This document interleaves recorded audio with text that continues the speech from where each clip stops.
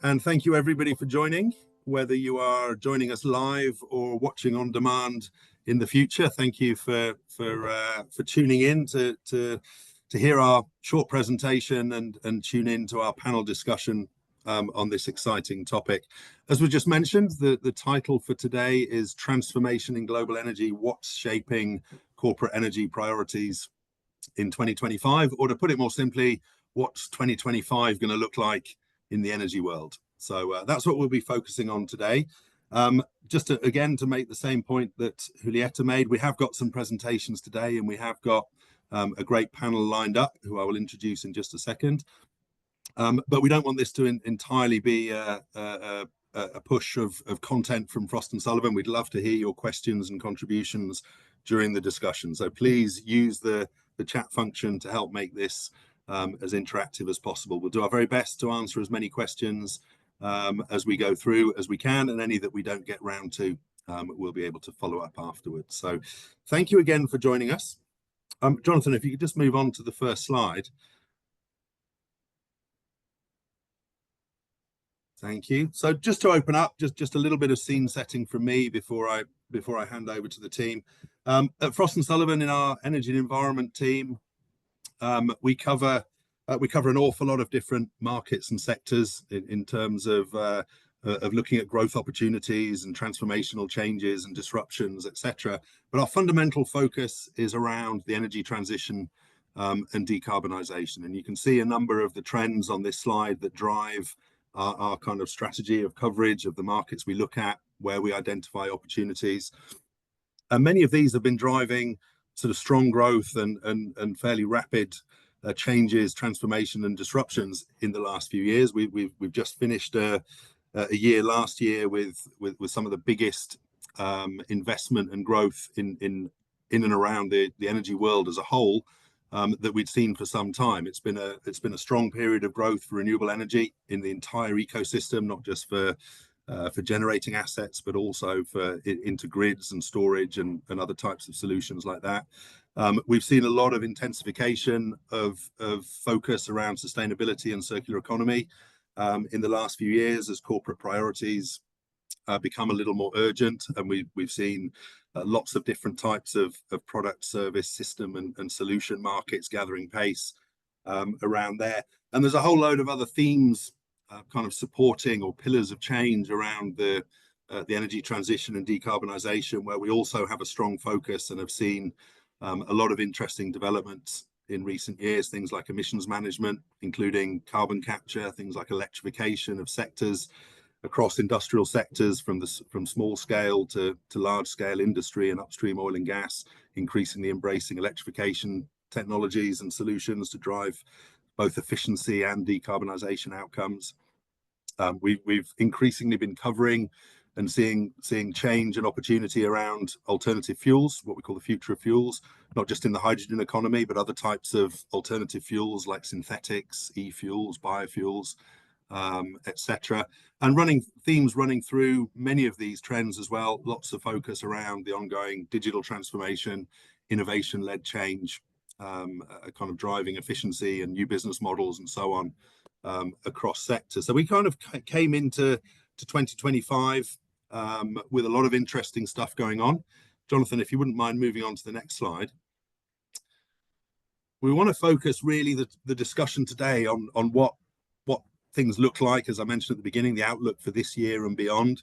And I think it's fair to say we find ourselves in a position at the moment where there's an awful lot going on in the world. I suppose you can probably say that at any point in time, but somehow it feels at the moment that there really is a lot going on in the world, and lots of disruption, lots of kind of global chaos and challenges across sectors, but typically opportunities tend to appear amid chaos and challenges as well. So that's what we want to really get into today. A few kind of examples of themes that I'm sure you're all familiar with. We sit here at a point in time where there's still war raging in the Middle East and Eastern Europe and other parts of the world. Obviously, devastating to see. But at the same time, these events continue to disrupt global relations and having a big impact on energy markets over the last few years, as we've seen. We're still in a period of price volatility in energy markets. At the same time, we've got suppliers looking to increase as they kind of innovate around business models, looking to increase customer centricity, but at a time where we've still got recession threats in many parts of the world, or at least economic uncertainty, and many, particularly in developed economies in Europe and North America, ongoing cost of living crisis affecting customer spending and so on. And at the same time, late last year, obviously we saw a change of administration in the United States. This year has been the beginning of this year has already been categorized by sort of moves to stimulate sort of economic growth, but potentially at the expense of decarbonization initiatives. We've seen escalation of trade wars and global tariffs and so on in the last few months, all of which are undoubtedly going to have an impact on energy markets throughout this year and potentially beyond. So I'm not going to spend too much time going through all these trends, but just wanted to set the scene a little bit with lots going on, an interesting kind of recent roadmap of growth, innovation, transformation and development of the wider energy sector. But here we sit, early 2025. I want the main focus of this session to be what comes next. What does the year ahead and potentially a bit further than that look like? So that's what we're going to focus our discussion on today. We've got three great panelists from the Frost & Sullivan teams who I will invite to introduce themselves one by one when it's their turn to talk or present. We've got Lucretia, Jonathan and Manoj. And Jonathan, first up, I'm going to invite you to just talk us through a few slides and help build the scene with a bit more depth into energy markets. But if you want to just kick off with a bit of an introduction to yourself and then tell us what you think. Yeah, certainly. Thank you, John. So Jonathan Robinson, I lead power and energy research at Frost & Sullivan. So I've got 20 years experience in the sector. I've probably been through a few cycles now of how things have changed. And, we started out very much heavy focus on centralized generation. And since then, obviously, the priorities have very much shifted and moved. But at the same time, we still have a lot of those assets in the field as well. For today, as John says, I'm going to start a little bit by talking about corporate energy priorities, because that was what we sort of titled this when we originally sold it. And then we are actually going to then expand that really to look at some of the big macro developments that are happening in some of the key regions. And then we'll tie it in at the end for what this could mean for corporates, because of course, commercial industrial is the largest source of energy demand around the world. It tends to make up sort of 65-70%, depending where you draw the line. Residential is obviously key, but in many countries it's fairly flat growth and it's a very established market. But the commercial industrial space is where we're looking to see more decarbonisation in the future. We've been doing work on this both on our sort of syndicated published content side and actually with private clients as well, looking at what this kind of market development can mean for them. And what we found in certainly our recent work is we've seen basically there's two real angles to this. There's really a transformation of energy supply and there's a transformation of energy demand. And we've seen in recent years, obviously, strong growth in on-site generation. Most regions have seen this. Most businesses are at least looking at the opportunities within this space. We've also seen much more growth in power purchase agreements as a way of financing renewable energy, and that's very relevant for business and also relevant more widely. We've also seen, as John mentioned, the use of alternative fuels. Now, I would say this is an early stage thing, and it's certainly had a few bumps in the road and will continue to do so, but we do certainly see greater use in commercial and industrial settings of where they can use things like biodiesel, ammonia, hydrogen in the future. So there is utility scale power generation, but there's a lot going on elsewhere within the C&I space. At the same time, there is a transformation in terms of energy demand. So energy efficiency continues to become a key priority for asset owners. It takes time for energy efficiency policies to come through. Energy management and flexible demand. I think this is probably the most vibrant one right now. There are a lot of companies out there offering propositions to commercial and industrial businesses, of offering them ways to basically shift their demand to maximize the value from their assets, and to really make them a more integrated part of the energy system. And the last one is electrification. And we have seen some progress on this. We have seen some electrification of fleets. There's a lot of interest around broader industrial electrification. But I would say this is one where if there was one I had to pick where there's a lot more to be done, I feel it would be this one. So in the work that we've done, we've looked at some of the growth opportunities, and we've done some data crunching for different technologies that are being used within these areas. I'm just going to present a couple of key thoughts from this, and then we're going to broaden it a little bit to look at the regions, but we will be coming back to these themes running through it. So what has this really meant in practice for commercial industrial businesses? We've definitely seen more focus on emissions accounting protocol standards, and I think that will continue going forward into the future. We've also seen, as John said, a increasing focus on sustainability. How that is going forward, I think, is something that we can discuss more in our Q&A. One-stop shops for energy decarbonisation, I'll show something in a moment. We've seen the growth potentially in some of the, shall we say, established technologies of nuclear and geothermal, and that's particularly relevant in the United States, and Lucretia will speak briefly about that. And finally, we've also seen the role of AI starting to become more important in corporate decarbonisation, and I will talk about that in a moment as well. So in terms of the one-stop shops, what we have effectively seen, and these are some of the biggest companies, I suppose, in our energy world. There are obviously the oil and gas majors. We see Shell in there as well. So there are bigger organizations than this, but some of these are pretty big. And what we have seen with all of them is that they are increasingly interested in offering solutions across multiple areas that I've just highlighted on the slide before this one.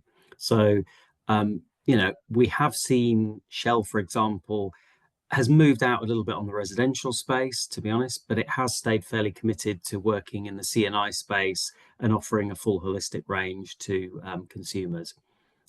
Companies like NLX, obviously associated with NL, NG, E.ON, they have all been widening their offerings. As traditional power generation companies, they have been making acquisitions and making expansion into basically what you would maybe call the demand side, the areas that were traditionally the purview of the sort of building management companies, the energy management companies. At the same time, the other way, you have people like, say, Ameresco, who historically you would have definitely ticked 10, 15 years ago in the energy management box, offering more and more solutions where they can partner with people to provide on-site generation. So we've really seen this sort of convergence between the two. Now, not everybody is doing everything right now. Some of them, shy away potentially from tackling things like alternative fuels. Not all of them are doing trading and brokerage. And it's important to say that not everybody is doing everything on their own. They are partnering with other companies to deliver it. There is certainly a big trend now towards essentially companies offering a sort of holistic solution. The final one I'm just going to mention now before we Q&A a bit is really on the AI-assisted energy decarbonisation. Now, everybody talks about AI. Gosh, I mean, you'd have to be living in a cave not to have heard plenty about it. But it is starting to be practically used in a lot of areas where it can really make a difference. And emissions is just one aspect of this. Tracking emissions and really processing data around emissions has been cumbersome, difficult, challenging for a long time. AI is really significantly moving forward in terms of the efficiency of data collection, the efficiency of analysis, the efficiency of reporting it, the efficiency of measuring it, and ultimately then delivering actionable outcomes. So this is still, I would say, not quite pure early stage, but it certainly is a growing industry. It's in the growth phase right now. And I think we will continue to see more focus on this going forward. Would be, we now can discuss this a bit as a panel. So John, I'll stop sharing now and I'll hand it over to you, and then we'll start getting some opinions from everybody else. Good stuff. No, thanks, Jonathan. Some great insights. I guess the AI one is a wonderfully circular trend, because growth in AI is responsible for growth in energy demand, as well as playing a big role in solving some of the energy challenges through efficiency, as you were just talking about. So an interesting one to end that little section on. But just some great stuff there. But obviously you've been talking mostly fairly globally in terms of the recent trends kind of bringing us up to where we are now. But at the same time, we want to bring a bit of a regional discussion, a regional element to today's discussion as well. You're based in the UK, so kind of representing European markets today as well as global. But what do you think the outlook for Europe looks like this year, on the back of some of what you've been talking about, or anything else that you want to bring to it? Yeah, well, I'm going to come to that a bit more, I have to say, in the moment. We're going to talk about North America first, and I will come and outline, I think, the story in Europe in a bit more detail then. But certainly in Europe, we have got some significant challenges overall around achieving some of the decarbonisation that we would like to get to. I think, in fairness, though, it stems really from North America right now. I hate to say it's all being Trump driven, and Lucretia and I have already discussed this in part of the work that she's doing in that space right now, to look at the impact of the Trump administration. But that's probably the one that has everybody a little bit on edge. So the one thing I would say in Europe right now is I think businesses are definitely waiting to see what happens next. I think we're waiting to see how things evolve and settle down in the next 3 to 6 months. I do think this year will probably be the bumpiest, certainly in terms of big announcements and things happening. Usually with US governments, generally the biggest stuff tends to happen in the first year. Usually then they push for a bit more broader legislative stuff, but it's really the first year. So I think Europeans, like most of the rest of the world, are waiting to see what's happening in the US. So that will be my comment. But I will come back to Europe in a moment. No, that's a good point. Okay, well, we'll come back to it. And I think it's inevitable that's going to be, we don't want it to dominate today's conversation, but it's going to be an important pillar of discussion, because I think people have heard the language coming out of the White House in the last few months, and they've seen big announcements from big companies changing their decarbonisation agenda or their net zero goals, or whatever it may be, in the last few months. So I guess a big part of the question is going to be, is our political moods at the moment likely to derail decarbonisation as a whole, or are we just going to likely see some pushback and some redesigning of roadmaps and some different pace of change over the next few years? So hopefully that'll come out a bit in our next bit of discussion. But it's a good segue to bring in Lucretia. So Lucretia, I'll invite you to introduce yourself in just a second, but obviously you're kind of representing various topics of interest, but also the Americas as a region for today's discussion. But just to build on where we'd got to from that last comment around the clean energy outlook, sort of in particular, do you want to kick us off just with a few of your thoughts on where things are there? Yeah, I know you've got a few slides prepared as well. Yeah, I have a few slides too. Thank you, Sean. Well, my name is Lucretia Gomez. I'm a research director for the Energy and Environment team. I've been covering the power generation market for over 20 years now, and different technologies. So today, as Sean mentioned, I will be mostly talking about the North American trends and what's going on in US, basically, which is driving the whole changes in the industry.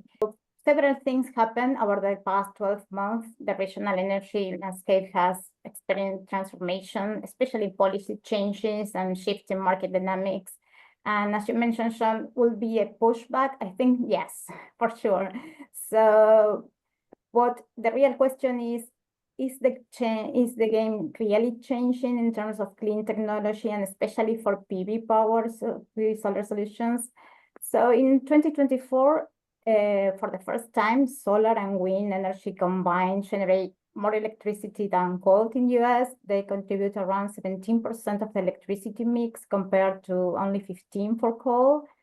And they are expecting a 2% increase for this year. And if we talk about electricity generation, we're expecting an increase from 23 to 26% in renewable energy.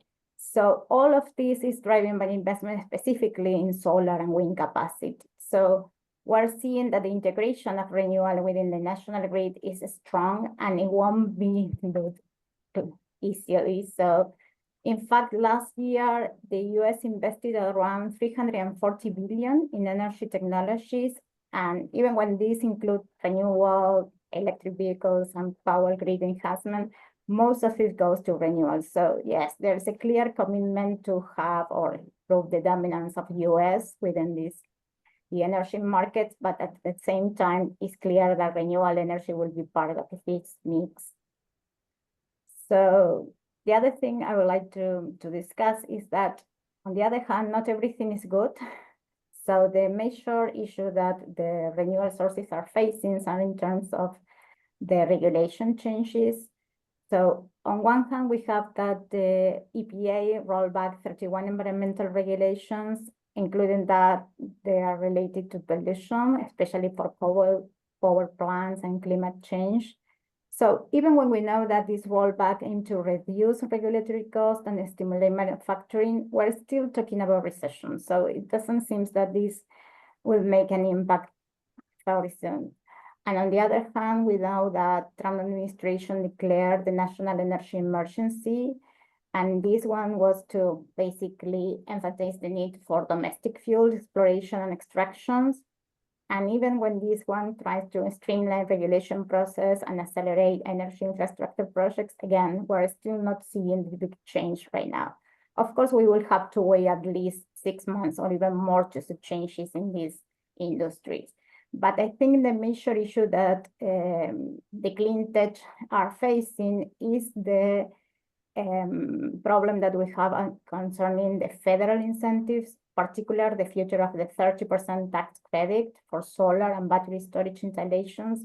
This one, yes, this one could hurt definitely the industry and maybe slow down the growth for solar PV markets. And I think that one is the only one that we pose a real threat for the industry at the moment. None of these regulations are seeing an immediate impact. As Jonathan mentioned, we will have to wait at least 3 or 6 months to see the changes in the forecast. And Jonathan, if you can move to the next slide, please. I would like to talk about another industry that is basically facing the worst right now. Well, we all know that the growth of offshore wind energy was significant challenge over the past decade. But last year, the South Fork Wind Project came along. That was a commercial scale offshore wind project with 132 megawatts of capacity and began operation in Rhode Island. So at the moment, this was a very important breakthrough to the industry. But the moment didn't last too long. And now in February, we noticed that President Donald Trump signed an executive order that halted offshore wind leases sales in federal waters and paused all approval for both onshore and offshore wind projects until they have a comprehensive review of them. So this strongly affect the industry. There were immediately consequences for that. The first one, or just to mention a few of the worst ones, were that Total Energy paused the 4.4 billion offshore wind farm they have projected for New York, New Jersey coastline.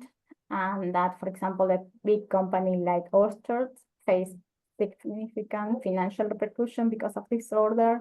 The company announced a few months ago that they are considering that they will lose around 2 billion because of these executive orders. So looking ahead, I think in terms of renewable energy, the worst part goes for offshore wind, which has a really uncertain future. And the major problem with this is that this future is basically influenced by political decisions rather than what companies cannot do in the near future. And if we go to the next slide, please, Jonathan. we mentioned, I think Jonathan mentioned at the beginning that we're seeing kind of a comeback for nuclear and geothermal, and we were talking about PPAs too. So the interesting thing here is that after almost 2 decades of stable electricity consumption in US, we finally see a 2% growth last year. And the good news is that we're waiting for a similar growth this year. Some projections are talking about even higher numbers for this year. But the increase in this is basically attributed to the emergencies of new semiconductors and battery manufacturing facilities, and of course, data centers. And this clearly indicates a shift toward more energy-intensive industry. So the demand for data centers, especially the ones that are using AI applications, are definitely impacting the power generation sectors all over the world, but in the US is critical. So they are saying that for 2030, data center will create additional demand for 44 gigawatts in the electricity demand, which is huge, you know. So it makes sense that these major tech companies are seeking to kind of secure a stable and sustainable source of power. So they are using all types of energies for power generation.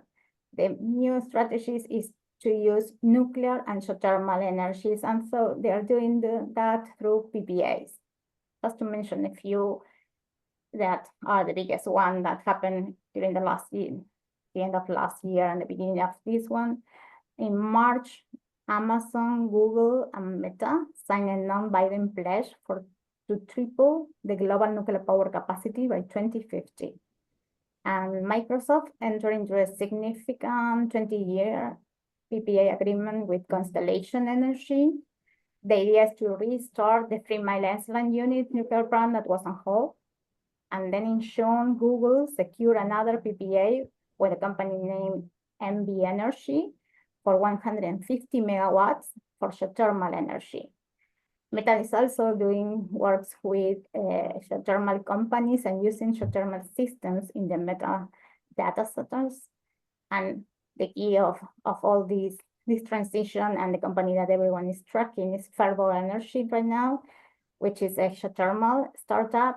And this geothermal startup is initiating a public offering that will be done potentially 26, 27, but still we're talking about target evaluation for 2 to 4 billion for a geothermal company. So this kind of shows reflects the interest that we're seeing right now in not only geothermal, but also nuclear energy generation. And if we go to the next slide, I think we cannot kind of sort of end the discussion of talk about US without talking about natural gas. The natural gas is basically a cornerstone for the electricity generation, heating, industrial process in US. Its abundance is cost-effective and accounts for more than 40% of the United States electric production. And we're not seeing any major changes in these figures. It will remain strong for the next 4 to 5 years. But what we are seeing is a shifting in the production demand. So the prediction says that demand will grow by 1 million barrels per day in 2015, with over 50% of this increase will be attributed to LNG. So, of course, we can say that the LNG market plays a role in the energy security, because we're also saying that it provides a source for these countries, as alternative source for the country that cannot rely on single, like European nations, for example. But it's also interesting to consider, and this is a discussion that we had with Jonathan before, that for me, it's not longer considered just a transitional fuel, because it will remain strong now, not only for 2, 3 years, but 5 to 10, and even 15 in some cases.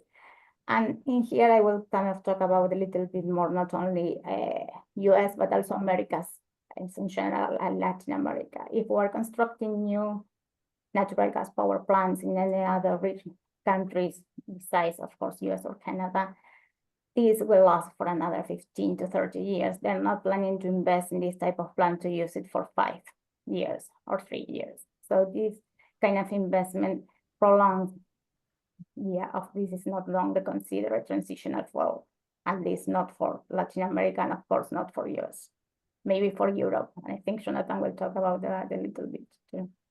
Lots of really interesting insights there, Lucrecia. I mean, I think if I may summarize for you, correct me if I'm wrong, I mean, you talked a lot about opportunities. You mentioned that there's clearly going to be some significant disruption, particularly on the pace of change on the decarbonisation side and the clean energy solutions. But obviously, it's a question of what's going to win period by period as the roadmap evolves, because you talked about growth in energy demand in the US, which is the biggest market by a long way in the Americas. Then we're clearly going to see buoyant energy markets for plenty of time to come. The question is how the challenges are going to be met, and whether the decarbonisation journey is going to, as we said before, be a little derailed or just slightly slowed down. But I think with demand growth, you typically tend to see actually investment in everything, even when priorities shift. So hopefully the outlook is good. I would like to pick up just a little bit on what you said at the end. You were talking about natural gas, and you made the point yourself that natural gas is in many parts of the world has been talked about as a transition fuel for the last few years. You made the point that actually, particularly in Americas, we can probably expect a significant extension of the amount of time that natural gas is going to play a major role in the market, and actually not just be a transition fuel, but be a primary fuel for at least another decade or so. How much of a change is that from what we would have been saying before? Well, is that a significant extension of opportunity, do you think? I don't think it's a significant extension in terms of forecasting. I think it's more in the way they are talking about it. We were discussing the other day with the team that it's not like the forecasts are changing that much. It's what is really changes is the way they talk about it. They are not only talking about solar PV or wind now. They are coming back to talk about natural gas, coal, oil. And so companies, and we were kind of making joke about this, but companies are even changing the websites. We're not seeing in the first page the solar or the wind projects. Now we're seeing gas or natural gas or oil projects and these kind of things. And it's not because the companies are really changing all the investments, because this takes really long time to do. But it's basically because now seeing the politics and everything around the country kind of support the idea of using natural gas and oil and gas for a very long time, they can talk about it. They can show what they're really doing. So yes, it will extend, in my view, for another 10 to 15 years, especially again in Latin American countries. It may go even beyond that, because if you're building a new power plant, you won't change it for a renewal one in the next 5 years, even when any regulation around the world change. But in the US particular, we're seeing that the projections will go beyond 5, 10, and even 15 years. And again, I don't think it's major change in forecast. It's a change of the way it's showing things rather than in the forecast. Got it. No, thanks, Lucrecia. And I think for all of us, I mean, I guess maybe it's fairly obvious, but perhaps we haven't experienced it for a little while. It's a reminder that a significant change in political direction, energy markets respond quickly. And I think the slight redirecting that we've seen of some of these trends in the last few months is a sign that a reminder to us that you should never be too comfortable in what you think is the outlook of something. But anyway, guys, thank you for all that, Lucrecia. We're going to change direction in just a moment. I want to bring in Manoj so we can take the conversation a little bit towards talking about what's going on in Asia and also some of the topics and themes that Manoj focuses on. Manoj, you've been sitting patiently listening to everyone else talk. I'd love to get some of your thoughts, and particularly don't restrict your answers only to talking about the Asian region markets, but obviously that's where you're based, and we're trying to get a bit of a balanced regional discussion today. So perhaps you want to give a quick introduction to yourself and then a bit of a flavor of what we're seeing in some of the areas that you spend your time looking at. Thank you, John. Hello, everyone. My name is Manoj. I'm a senior analyst with Frost, and I have been tracking the energy markets for the energy team for the last 10 years at Frost. My areas include power generation, oil and gas, and LNG. Thank you for having me. So I mainly cover the Asian markets, as John mentioned. So in the Asian markets, one way to see it's a rapid growth market, mainly driven by economic growth. We are having very stable economic growth, at least for the last few years since COVID. It has been an uptick since 2020, and the growth has been somewhat moderate in the recent times due to the various global factors. Because some of them emanating out of the various trade wars that has been recently started by the US administration, whose impact may be found deeper down the line in the few years that come. What I would like to focus on is Asia being mainly a fossil fuel driven power generation market. Asian nations still depend on fossil fuel like coal and natural gas for majority of their energy supply. Coal is predominant, one because it's available, two because of energy security. Most of the large economies of scale, bar Japan and South Korea, have large coal reserves which they can use to produce domestic power. So they are not dependent on imports from the Middle East. But as we see, majority of the economies are investing heavily in fossil fuel power generation. Coal will not go anywhere in Asia, unlike the developed world where coal is being shut down slowly. Coal will still see heavy investments through the decade and even into early next decade, partly because coal needs to be used as a sort of a base load for the large renewable energy capacities being added all over Asia. And also, coal is also seen as a stable fuel source, which need not be tampered with so much. So this power generation source is not going to go off from Asian scenario, at least for the next 20 years. Moving on to natural gas, we see natural gas coming from East Asia all the way to Middle East. Natural gas will see an uptick, mainly because most of the clean power generation sources are being thought of again. Though many of the nations might have second thoughts on whether to go upfront on natural gas, but we see Japan, South Korea, even China moving forward with their natural gas investment. Probably this is because of large natural gas availability, because large LNG and large natural gas facilities from Russia have been moved to Asia away from Europe. We are also having large natural gas in the form of LNG come online in Qatar. Qatar is expected to double its natural gas capacity from 77 million tons to 142 by the end of the decade. So it will become the largest one, giving competition to the US. So there will be a head on competition for LNG exports between the US and Qatar. Joining them would be Australia for LNG. Main markets would be in Asia, that is East Asia, Japan, South Korea, Taiwan, China, and South Asia, which will be huge importers of natural gas. Some of this will be used for domestic consumption, but majority will go into power generation, at least in the East Asian scenario, where they try to balance off coal and natural gas.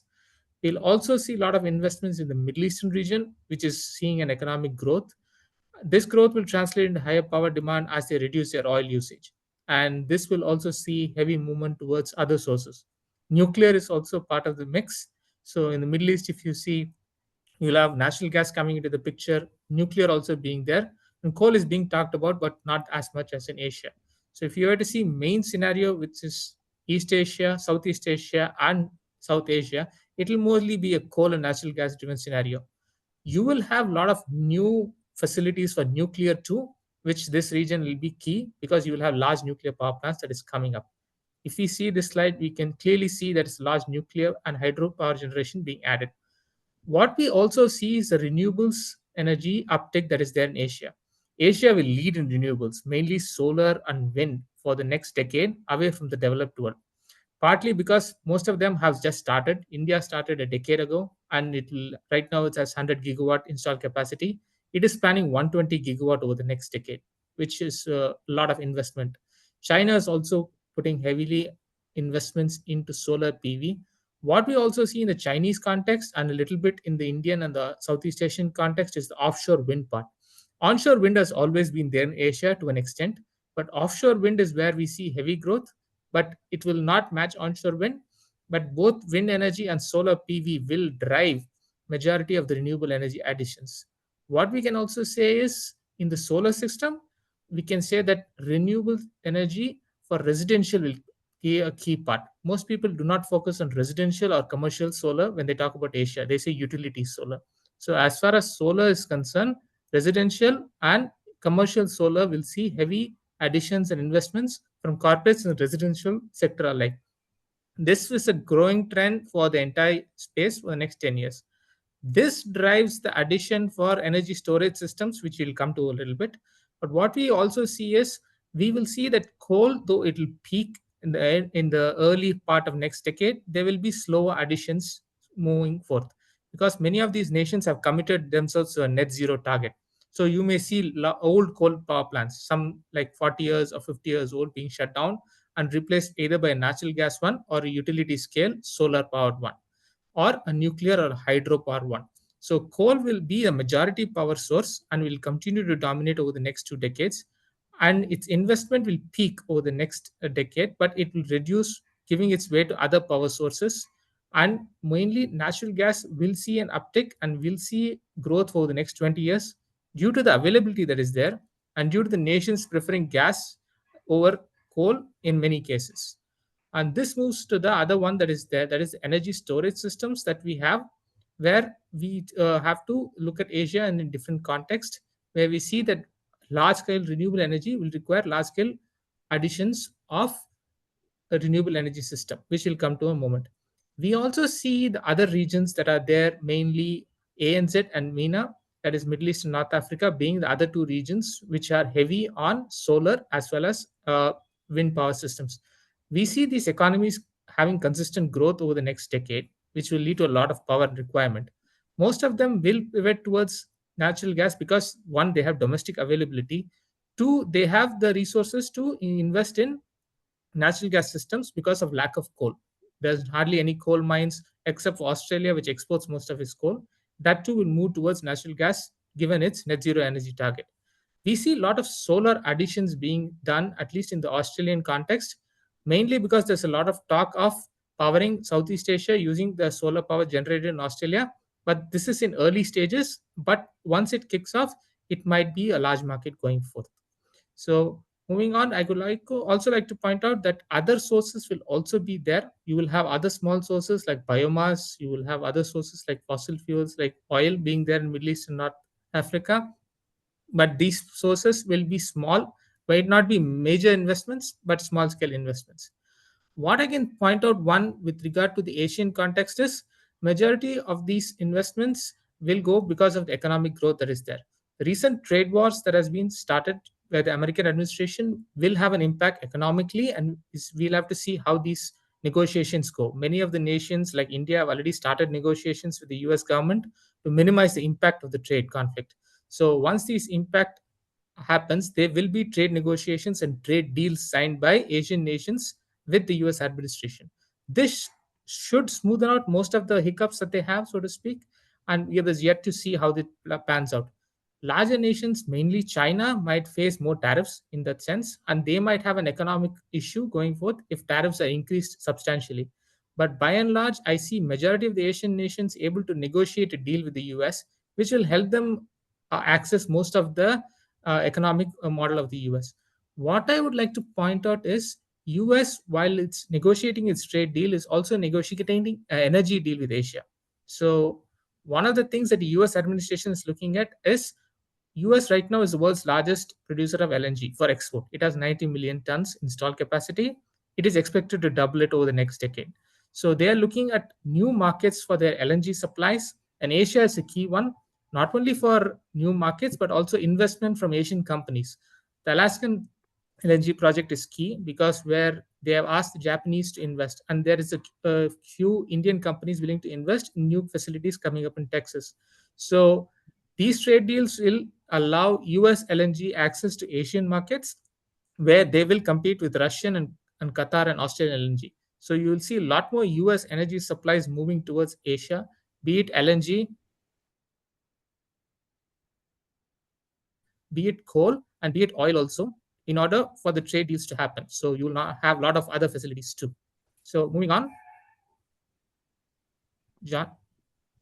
Yeah, this is the slide that I would actually like to focus on because this is where Asian markets are still nascent, except for East Asia, where we have battery energy storage systems. One of the regions where we have battery energy storage is because of the large-scale renewable energy additions that's happening in the region. main facilities will be lithium-ion based systems, because most of these systems are being generated in East Asia, mainly China, which has an overcapacity and oversupply.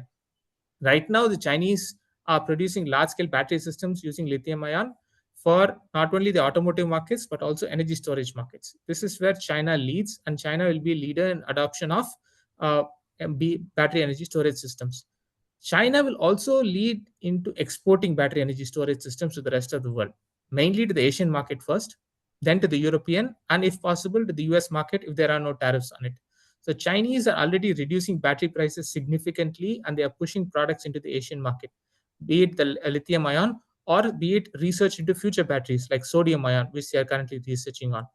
Most of the battery energy installations will be focused in Chinese region, little bit in South Asia, and mostly East Asian region. We also see large battery projects in ASEAN and Asia Pacific, but this is based on the battery technology that is coming in from China. So not much domestic battery supply, so to speak. So Chinese-led battery investments and battery supply will dominate the Asian region for at least the next decade. This is because there is currently a large scale battery production that is happening. Chinese companies, that is battery companies, have access to lithium ion mines globally. They are able to bring the price down significantly. This allows them to compete in the market very effectively. So this not only allows them a price advantage, which they can use globally, but they can also penetrate large markets like the US. That's why one of the reasons Trump administration has enforced tariffs is the price advantage that the Chinese are. The Chinese are currently exporting deflation, is what the US administration says. So pending this, we'll have to see how the energy scenario in Asia pans out. But by far as Asia is concerned, Asian market will see a huge growth in power generation, mainly because the demand that's coming in. There's large population growth still happening in Asia, and mainly this population will move to urban centers over the next decade. So the power demand from the urban areas and the industrialization that happens not only for exports but also for domestic markets drives the power and demand for majority of the Asian nations. This will lead to further dependence on renewables. Also, coal and natural gas will also be there. This will also lead to the battery energy storage system, which will be in early phases in Asia, but is expected to pick up after the next decade, where large scale energy systems being deployed, just like in North America or in Europe. That's what I would like to say. Cool. Manoj, thanks for sharing that. Some great insights there. I just like we've had a couple of good questions from the audience that I'd just like to. One of them actually came in just before you presented that slide. Someone had asked the question of what, with all this growth in renewables, what do we see as the outlook for energy storage? And I think you covered that very nicely on that last slide. But there was also a question about renewables penetration in Asia. I think you made the point very well that with strong growth in demand, there's actually growth in almost all power gen sources. You presented your two slides. You talked about growth in fossil fuels and then also growth in renewables. I think the question is about what's actually going to be the dominant form of growth. I think you made the point well about the overall expansion and continued need for a mix for quite some time yet. But with all that growth in renewables that you were talking about, I think our audience member is asking, well, will that actually lead to an increase in renewables penetration, or is everything growing at comparable rates? I would like to say that it will actually lead to an increase in renewable penetration, because as I mentioned, coal will plateau out early next decade across Asia. So solar PV and wind will have a higher growth rate as we speak. Solar PV is already there, above 100 gigawatt, both in China and India and East Asia. So that will have a higher growth rate, not as compared to as wind. But penetration-wise, renewables will clearly be the leader over here. They will take over large spots of the market away from the fossil fuel ones, mainly coal. Natural gas will also be there. But solar PV and wind are the two main sources in Asia. And these two sources will definitely take over at least 30 to 40% of the market for power generation, at least by the end of the next decade. So that is one of the clearest signs, at least in the Asian market. Coal will still be there. Coal is not going to go away anytime soon. Coal is still a dominant source. It will still be 1/3. In some countries, it will still be more than 40%, depending on the politics and how they see energy supplies. So coal will still be a dominant source, but it will not be that dominant as it was in the past 2 decades. So coal will see a slow decline, and natural gas is a partner of it. There will be additions, but not that much significant as we see for solar or wind. That's what I would like to say. Wonderful. Thank you, Manoj. So I guess in conclusion, although the trends are extremely different and the markets are extremely different, in a way, the comment is similar to what we made after Lucretia was talking about Americas, that there's clearly going to be some disruption in the short term. Some of the things you were talking about, tariffs, decarbonization agendas and so on, but certainly the long-term outlook, or the mid to long-term outlook, looks very strong in terms of investment opportunity. So thank you for that, Manoj. Jonathan, Yep. just coming full circle back to you for the last few minutes. You talked a little bit about Europe before, and I know you were talking globally at the beginning, but anything else you can give us as a bit more insight into in terms of what the here you go, you got it coming up by the look of it, what the short and mid-term look like here in Europe? Yeah, definitely. I'll only do a few minutes, but I think just to summarize, 24 was actually a year of achievement for Europe. I mean, this could certainly be argued many ways, but I can certainly highlight a few achievements from an energy point of view. Let's put it this way. You know, the Green New Deal, which has essentially been ongoing in the last European parliamentary session from 2019 to 24, the last period of European Union government, made its way through. It was really turbocharged by the war in Ukraine, and that's all been passed. The war in Ukraine again led to a real surge in renewables, and we saw pretty much a record year for renewable installations in Europe in 2024. And we finally saw an increase in electricity demand in Europe, albeit 1% in 2024. So there was some positive news in Europe. The challenge is, though, there are still some ongoing negative sort of situations that I don't think are new, but the pressure sort of continues to mount. So we have a major competitiveness challenge. Crisis probably is not particularly unfair in Europe. So in recent years, we have seen industrial companies preferring to reduce production rather than take the hit on costs. I mentioned at the start, so we're coming fully around for industries. Industrial electrification is really stalling, I would say, right now. We are seeing a lot of companies still pushing forward with interesting propositions, and I still believe industrial electrification is the future. But in reality, we still use 80% of Europe's energy still comes from fossil fuels, and it was the same that it was 5 years ago. So in that sense, we've not moved far.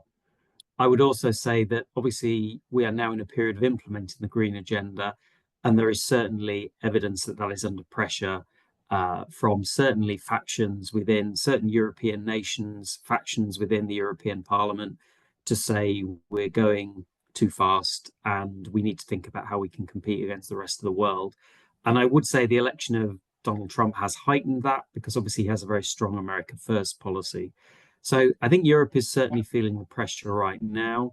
I think what we're waiting to see, particularly in Europe, is the trade wars, the tariffs, how that is going to play out. So for my own home market, the UK, it looks like the impact should be minimal, but you can't be sure. With the European Union, I know there are more concerns as well. Europe is obviously very dependent on, Lucretia's already talked about this, natural gas, but Europe is obviously now a big buyer of LNG. Unless we start buying it more from Russia, which is looking unlikely, you know, we can also buy LNG from Qatar and from Australia. But you know, it's hard to say that we aren't going to be dependent on them to an extent from that. So I think it's going to be a nervous year in Europe, I have to say, going forward. There are definitely optimistic points. We still see in electrification of power generation, renewables doing pretty well. We have got some offshore wind projects still proceeding. You know, the UK is fully behind it. We still see potential in other markets that's there. But I think essentially, if we'd been talking a year back, the forecasts were a little bit more optimistic, maybe for the rate of, say, renewable growth than they are now. And I think if you went a year or two back, we would hope to be making a bit more progress on decarbonisation right now than we have been. So I feel the legislative is all good, but the actual implementation, and businesses are really kind of saying, you know what, we're just going to sit on our hands and wait to invest. And it's hard to see in this turbulence, how that can be overcome in the next sort of really 6 to 9 months. So likely to be some inertia in the system for a little while as some of these corporate priorities are sorted out. But yeah, it's sadly so. yeah, wonderful. Guys, our hour is pretty much up. Time flies when you're having fun or when you're having an interesting conversation. I really appreciated the inputs. So Lucretia, Jonathan, Manoj, thank you so much for taking time to share your thoughts and answering the questions during today's discussion. I think, you know, at a total level, energy markets are always interesting. There's a broad range of trends that can impact things. There's a broad range of opportunities and disruptions and transformations coming from all different angles. We will certainly at Frost & Sullivan be keeping a very close eye on all these things, seeing how they affect our forecasts as we go through the year. Thank you everybody for joining us today. I hope that you will join us again in our future webinars, or keep an eye on what we're doing in energy markets through our research and consulting work as well. But really, just thanks to everybody from me.